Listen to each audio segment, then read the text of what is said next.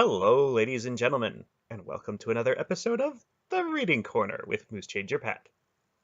Oh, it's me, in case you're wondering. Today we are reading Chapter 10 of Magician's Gambit by David Eddings, and as always, you should support the original work by buying the original book. Chapter 10.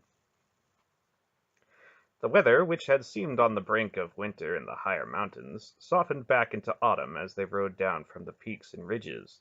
The forests in the hills above Marigor had been thick with fir and spruce and heavy undergrowth. On this side, however, the dominant tree was pine, and the undergrowth was sparse. The air seemed drier, and the hillsides were covered with high yellow grass. They passed through an area where the leaves on the scattered bushes were bright red. Then, as they moved lower, the foliage turned first yellow, then green again. Garion found this reversal of the seasons strange. It seemed to violate all his perceptions of the natural order of things.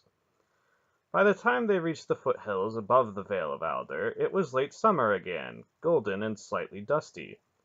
Although they frequently saw evidences of the Murgo patrols which were crisscrossing the region, they had no further encounters. After they crossed a certain undefined line, there were no more tracks of Murgo horses. They rode down beside a turbulent stream which plunged over smooth round rocks, frothing and roaring. The stream was one of several forming the headwaters of the Aldur River, a broad flow running through the vast Algarian plain to empty into the Gulf of Charik, 800 leagues to the northwest. The Vale of Aldur was a valley lying in the embrace of the two mountain ranges which formed the central spine of the continent. It was lush and green, covered with high grass, and dotted here and there with huge solitary trees. Deer and wild horses grazed there, as tame as cattle. Skylarks wheeled and dove, filling the air with their song. As the party rode out into the valley, Gary noticed that the birds seemed to gather wherever Aunt Poll moved, and many of the braver ones even settled on her shoulders, warbling and trilling to her in welcome and adoration. "I'd forgotten about that," Mr. Wolf said to Geryon. "It's going to be difficult to get her attention for the next few days." "Oh?" "Every bird in the vale is going to stop by to visit her. It happens every time we come here. The birds go wild at the sight of her." Out of the welter of confused bird sound, it seemed to Geryon that faintly, almost like a murmuring whisper, he could hear a chorus of chirping voices repeating, "Polgara, Polgara, Polgara." "Is it my imagination, or are they actually talking?" he asked. "I'm surprised you haven't heard them before," Wolf replied. "Every bird we've passed for the last 10 leagues has been babbling her name." "Look at me, Polgara, look at me," a swallow seemed to say, hurling himself into a wild series of swooping dives around her head. She smiled gently at him, and he redoubled his efforts. "I've never heard them talk before," Geryon marveled. "They talk to her all the time," Wolf said. "Sometimes they go on for hours. That's why she seems a little abstracted sometimes. She's listening to the birds. Your aunt moves through a world filled with conversation." "I didn't know that. Not many people do." The colt, who had been trotting rather sedately along behind Geryon as they had come down out of the foothills, went wild with delight when he reached the lush grass of the vale. With an amazing burst of speed, he ran out over the meadows. He rolled in the grass, his thin legs flailing. He galloped in long curving sweeps over the low rolling hills. He deliberately ran at herds of grazing deer, startling them into flight and then plunging along after them. "Come back here!" Garen shouted at him. "He won't hear you," Hadar said, smiling at the little horse's antics. "At least he'll pretend that he doesn't. He's having too much fun." "Get back here right now!" Garion projected the thought a bit more firmly than he'd intended. The colt's forelegs stiffened and he slid to a stop. Then he turned and trotted obediently back to Garion, his eyes apologetic. "Bad horse!" Garion chided. The colt hung his head. "Don't scold him," Wolf said. "You were very young once yourself." Garion immediately regretted what he had said and reached down to pat the little animal's shoulder. "It's all right," he apologized. The colt looked at him gratefully and began to frisk through the grass again, although staying close. Princess Sinedra had been watching him. She always seemed to be watching him for some reason. She would look at him, her eyes speculative, and a tendril of her coppery hair coiled around one finger and raised absently to her teeth. It seemed to Geryon that every time he turned around she was watching and nibbling. For some reason he could not quite put his finger on, it made him very nervous. "If he were mine, I wouldn't be so cruel to him," she accused, taking the tip of the curl from between her teeth. Geryon chose not to answer that. As they rode down the valley, they passed 3 ruined towers, standing some distance apart and all showing signs of great antiquity. Each of them appeared to have originally been about 60 feet high, though weather and the passage of years had eroded them down considerably. The last of the 3 looked as if it had been blackened by some intensely hot fire. "Was there some kind of war here, grandfather?" Geryon asked. "No," Wolf replied rather sadly. "The towers belonged to my brothers. That one over there was Belsambar's, and the one near it was Belemcor's. They died a long time ago." "I didn't think sorcerers ever died." "They grew tired, or maybe they lost hope. They caused themselves no longer to exist." "They killed themselves?" "In a manner of speaking. It was a little more complete than that, though." Geryon didn't press it, since the old man appeared to prefer not to go into details. "What about the other one, the one that's been burned? Whose tower was that?" "Belzadar's." "Did you and the other sorcerers burn it after he went over to Torak?" "No, he burned it himself. I suppose he thought that was a way to show us that he was no longer a member of our brotherhood. Belzadar always liked dramatic gestures." "Where's your tower?" "Farther on down the vale." "Will you show it to me?" "If you like." "Does Aunt Paul have her own tower?" "No, she stayed with me while she was growing up, and then we went out into the world. We never got around to building her one of her own." They rode until late afternoon and stopped for the day beneath an enormous tree which stood alone in the center of a broad meadow. The tree quite literally shaded whole acres. Sinadra sprang out of her saddle and ran toward the tree, her deep red hair flying behind her. "He's beautiful!" she exclaimed, placing her hands with reverent affection on the rough bark. Mr. Wolf shook his head. "Dryads, they grow giddy at the sight of trees." "I don't recognize it," Durnick said with a slight frown. "It's not an oak." Maybe it's some southern species, Barrick suggested. I've never seen one exactly like it myself. "He's very old," Sinadra said, putting her cheek fondly against the tree trunk, "and he speaks strangely, but he likes me." "What kind of tree is it?" Durnick asked. He was still frowning, his need to classify and categorize frustrated by the huge tree. "It's the only one of its kind in the world," Mr. Wolf told him. "I don't think we ever named it. It was always just the tree. We used to meet here sometimes." "It doesn't seem to drop any berries or fruits or seeds of any kind," Durnick observed, examining the ground beneath the spreading branches. "It doesn't need them," Wolf replied. "As I told you, it's the only one of its kind. It's always been here, and always will be. It feels no urge to propagate itself." Durnick seemed worried about it. "I've never heard of a tree with no seeds." "It's a rather special tree, Durnick," Aunt Paul said. "It sprouted on the day the world was made, and it will probably stand here for as long as the world exists. It has a purpose other than reproducing itself." "What purpose is that?" "We don't know," Wolf answered. "We only know that it's the oldest living thing in the world. Maybe that's its purpose. Maybe it's here to demonstrate the continuity of life." Sinadra had removed her shoes, and was climbing up into the thick branches, making little sounds of affection and delight.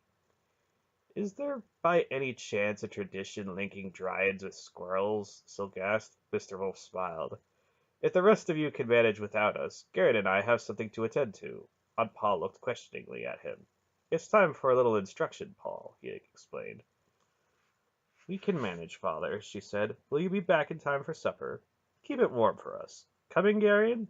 The two of them rode in silence through the green meadows, with the golden afternoon sunlight making the entire vale warm and lovely. Geryon was baffled by Mr. Wolf's curious change of mood. Always before, there had been some sort of impromptu quality about the old man. He seemed frequently to be making up his life as he went along, relying on chance, his wits, and his power, when necessary, to see him through. Here in the Vale, he seemed serene, undisturbed by the chaotic events taking place in the world outside. About 2 miles from the tree stood another tower. It was rather squat and round, and was built of rough stone. Arched windows near the top faced out in the directions of the four winds, but there seemed to be no door. "You said you'd like to visit my tower," Wolf said, dismounting. "This is it. It isn't ruined like the others. I take care of it from time to time. Shall we go up?"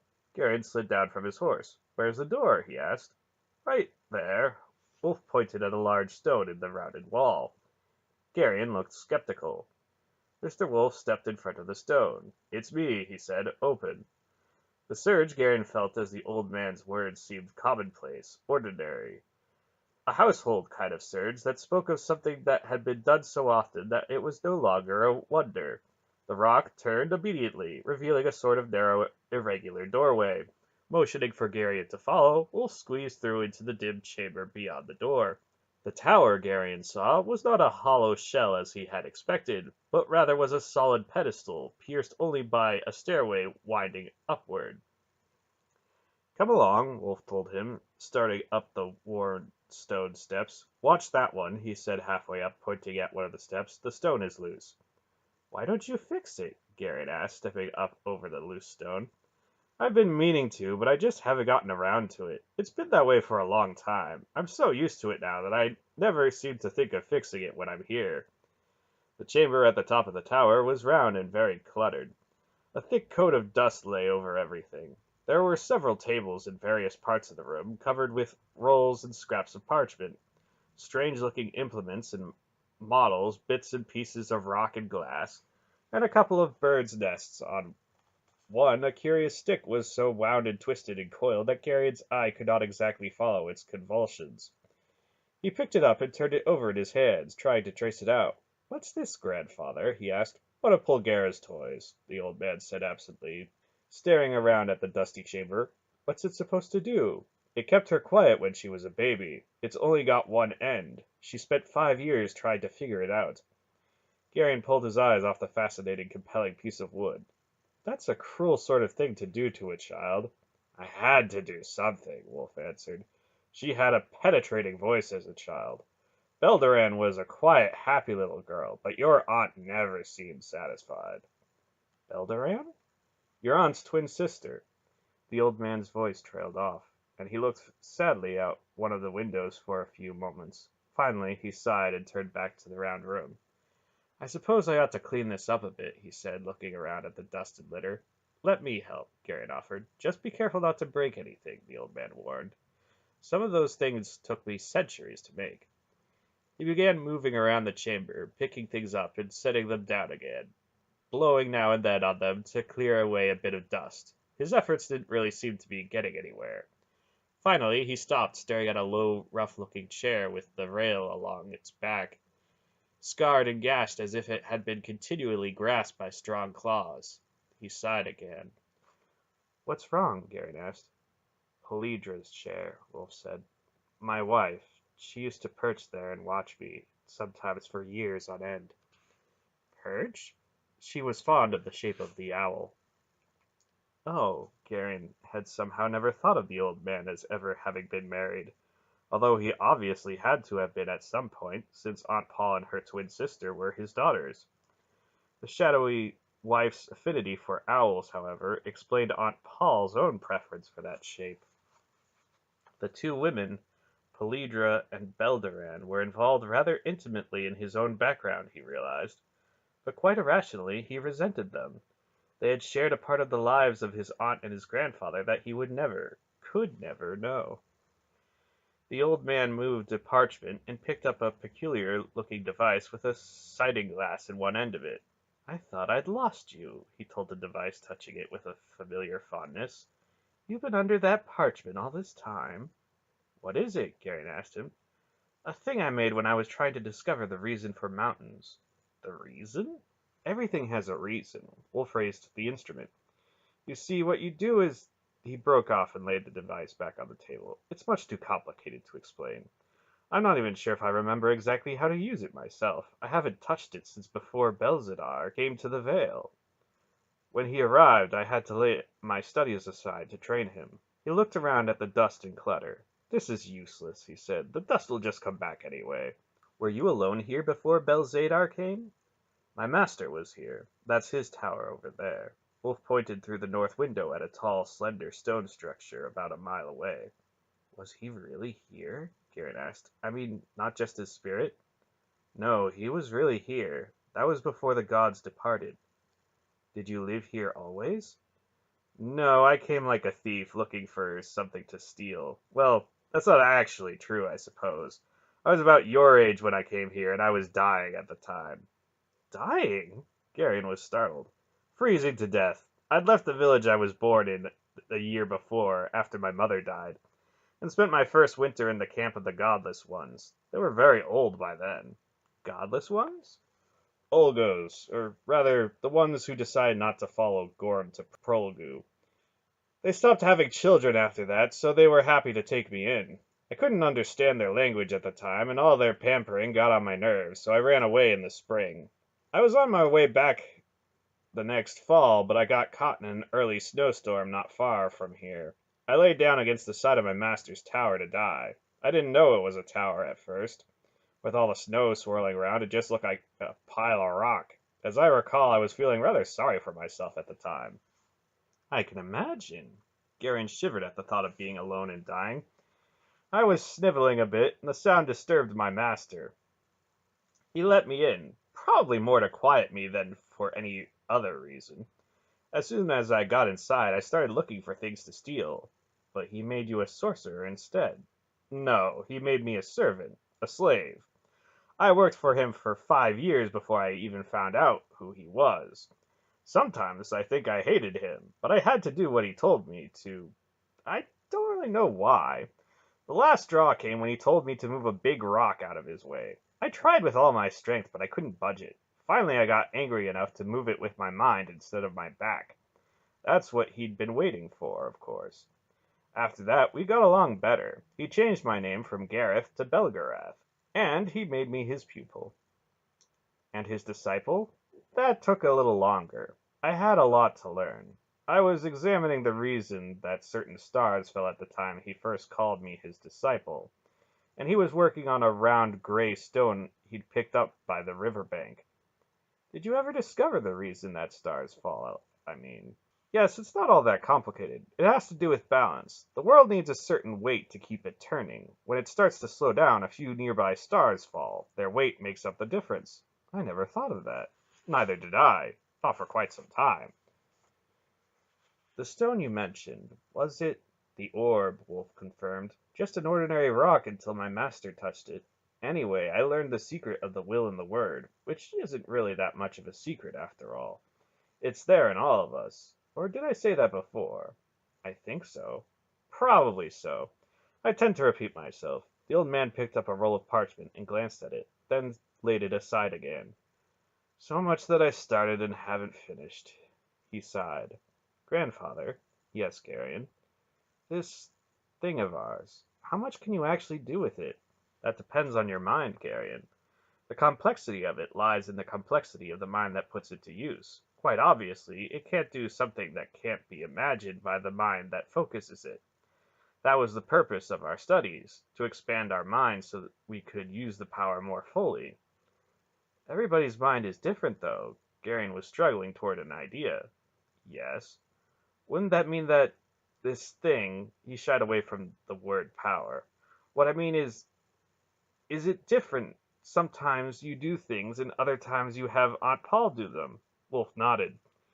"It's different in each of us. There are certain things we can all do. We can all move things, for example." Aunt Paul called it trans— Garion hesitated, not remembering the word. "Translocation," Wolf replied. "Moving something from one place to another. It's the simplest thing you can do, usually the thing you do first, and it makes the most noise." "That's what she told me." Garen remembered the slave he had jerked from the river at Sistor, the slave who had died. "Polgara can do things that I can't," Wolf continued. "Not because she's any stronger than I am, but because she thinks differently than I do. We're not sure how much you can do yet, because we don't know exactly how your mind works. You seem to be able to do certain things quite easily that I wouldn't even attempt. Maybe it's because you don't realize how difficult they are. I don't quite understand what you mean. The old man looked at him. Perhaps you don't, at that. Remember the crazy monk who tried to attack you in that village in northern Talnadra just after we left Erendia? Garion nodded.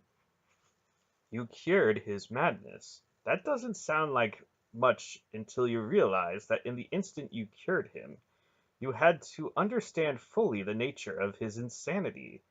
That's an extremely difficult thing, and you did it without even thinking about it. And then, of course, there was the cult. Garion glanced down through the window at the little horse friskily running through the fields surrounding the tower. The colt was dead, but you made him start to breathe. In order for you to do that, you had to be able to understand death. It was just a wall, Garen explained. All I did was reach through it. There's more to it than that, I think. What you seem to be able to do is visualize extremely difficult ideas in very simple terms. That's a rare gift, but there are some dangers involved in it that you should be aware of. Dangers? Such as what? Don't oversimplify. If a man's dead, for example, he's usually dead for a very good reason, like a sword through the heart. If you bring him back, he'll only die immediately again anyway. As I said before, just because you can do something doesn't necessarily mean that you should. Garion sighed. I'm afraid this is going to take a very long time, grandfather, he said. I have to learn how to keep myself under control. I have to learn what I can't do so I don't kill myself trying to do something simple. I have to learn what I can do and what I should do. I wish this had never happened to me. We all do sometimes, the old man told him. The decision wasn't ours to make, though. I haven't always liked some of the things I've had to do, and neither has your aunt. But what we're doing is more important than we are, so we do what's expected of us, like it or not. What if I just said, no, I won't do it? You could do that, I suppose, but you won't, will you? Garion sighed again. No, he said, I guess not. The old sorcerer put his arm around the boy's shoulders. I thought you might see things that way, Belgarian. You're bound to this the same way we all are. The strange thrill he always felt at the sound of his other secret name ran through Garion. Why do you all insist on calling me that? He asked. Belgarian, Wolf said mildly. Think, boy. Think what it means. I haven't been talking to you and telling you stories all these years just because I like the sound of my own voice. Garion turned it over carefully in his mind. You were Gareth, he mused thoughtfully, but the god Aldur changed your name to Belgarath. Zadar was Zadar first and then Belzadar, and then he went back to being Zadar again. And in my old tribe, Polgara would have just been Gara. Paul is like Bel. The only difference is that she's a woman. Her name comes from mine, because she's my daughter. Your name comes from mine too. Garion. Gareth, the boy said. Belgarath. Belgarian. It all fits together, doesn't it? Naturally, the old man replied. I'm glad you noticed it. Garion grinned at him. Then a thought occurred. But I'm not really Belgarian yet, am I? Not entirely. You still have a way to go. I suppose I'd better get started then, Garion said with a certain ruefulness, since I don't really have any choice. Somehow I knew that eventually you'd come around, Mr. Wolf said. Don't you sometimes wish that I was just Garion again and you were the old storyteller coming to visit Faldur's farm, with Aunt Poll making supper in the kitchen as she did in the old days? We were hiding under a haystack with a bottle I'd stolen for you. Garion felt homesickness welling up in him. Sometimes, Garion, sometimes, Wolf admitted, his eyes far away. We won't ever be able to go back there, will we? Not the same way, no. I'll be Belgarian and you'll be Belgarath. We won't even be the same people anymore. Everything changes, Garion, Belgarath told him. Show me the rock, Garion said suddenly. Which rock? The one Aldur made you move, the day you first discovered the power. Oh, Belgarath said, that rock. It's right over there, the white one. The one the colt's sharpening his hooves on. It's a very big rock. I'm glad you appreciate that, Belgarath replied modestly. I thought so myself. Do you suppose I could move it? You never know until you try, Garion, Belgarath told him.